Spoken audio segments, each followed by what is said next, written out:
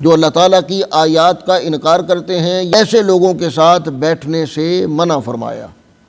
جیسی صحبت ہوگی، جیسی سنگت ہوگی، جیسی کمپنی ہوگی، ویسا اس کا اثر ہوگا اور وہی رنگ اختیار کرے گا صحبت میں بیٹھنے والا، کہ بندہ ہمیشہ اپنی کمپنی سے، اپنی صحبت سے پہچانا جاتا ہے۔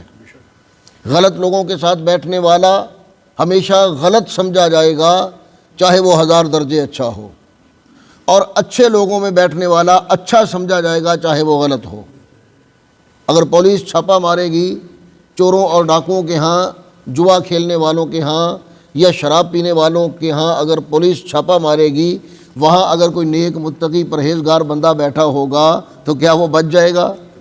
وہ بھی ان کے ساتھ ہی جائے گا، اور وجہ صرف یہ کہ وہ ان کے پاس بیٹھا تھا۔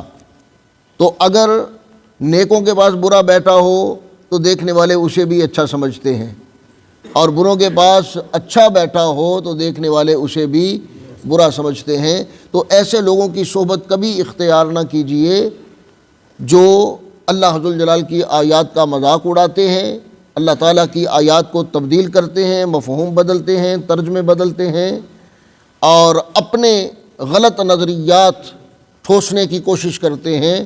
ایسے لوگوں کے ساتھ کبھی نہیں بیٹھنا چاہیے۔